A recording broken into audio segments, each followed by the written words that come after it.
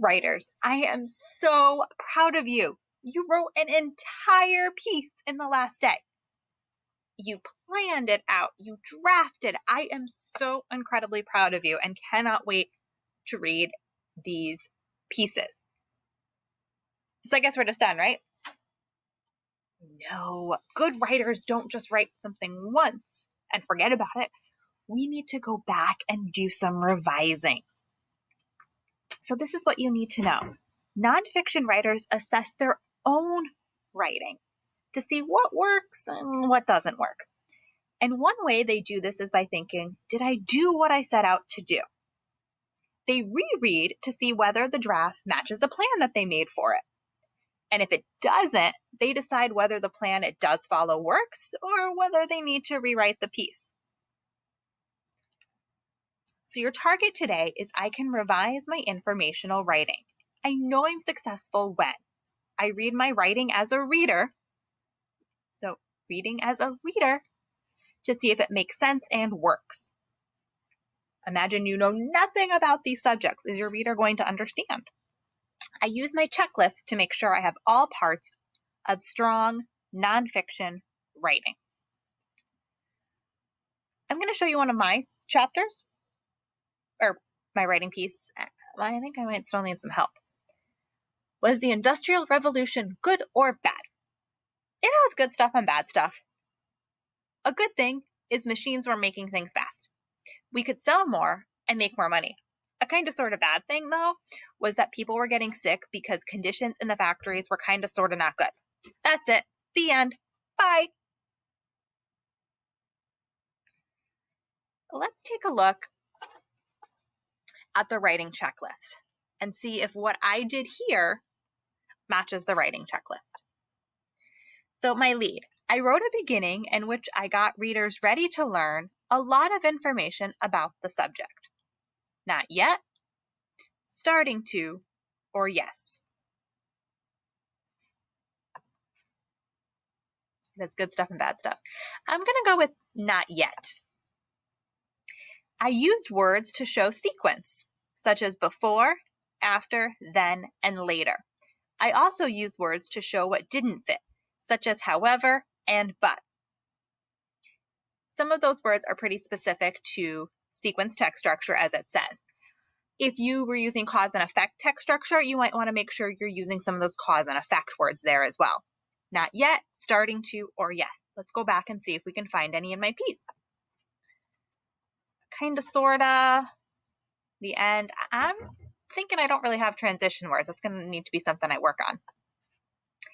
Ending. I wrote an ending that drew conclusions, asked questions, or suggested ways readers might respond. Not yet, starting to, or yes. Oh, I definitely have a great ending. That's it, the end, bye. I'm going to go with not yet. And think about it too. How many informational pieces do you read that go, that's it, the end, bye? That's how we might talk and tell a story, but when we're writing, we want to craft a strong conclusion. Organization. I grouped my information into parts. Each part was mostly about one thing that connects to my big topic. I talked about machines and we could sell more and make more. And then I talk about the people getting sick. I kind of have my information grouped. All right, that one's not bad. I'm probably starting to there. Elaboration. I wrote facts, definitions, details, and observations about my topic and explained some of them. There's good stuff and bad stuff. Kind of sort of bad thing. So machines were making things fast, but I don't really go into much more detail there. I'm going to go with not yet. I think I have some more work to do here on elaboration. Craft. I chose expert words to teach readers a lot about the subject.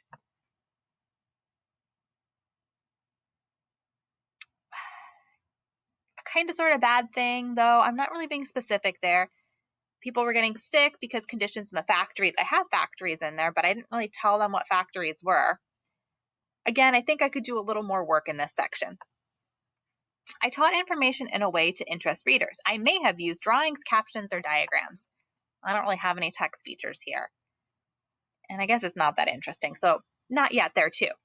But now I know there's a lot of work I can do. I definitely want to grab my reader's attention in my writing and make sure that I'm being more specific in my word choice.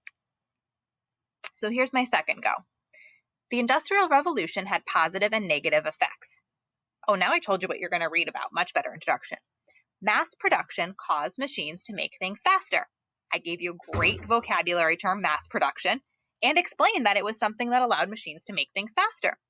As a result, transition words, I am doing great. We could sell more products and make more money. A negative effect, though, was that people were getting sick because conditions in the factories were terrible. It was very dirty in there. So I'm not just saying they were bad, I'm telling you what about it was bad, that it was dirty. Although the Industrial Revolution was successful, there were some negative outcomes too.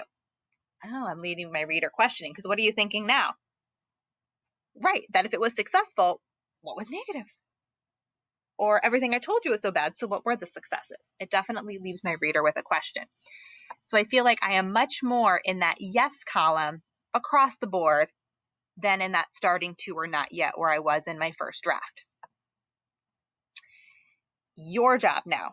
You're going to self-assess with the checklist. Think about something you're going to go fix in your writing, and it could be multiple things. You might even want to go bit by bit through the checklist and work on your lead, then work on your transition words, your ending, your overall organization. Go step by step. This is your day for revising, and I know you guys are going to do a fantastic job with this today. One thing I just kind of want in the back of your head,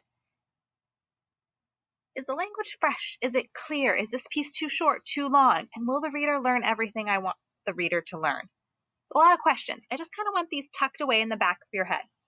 They are on page 111 in your notebook too, and there's some really great things if you feel like you did everything on the revision checklist to make sure that you can answer all of these questions.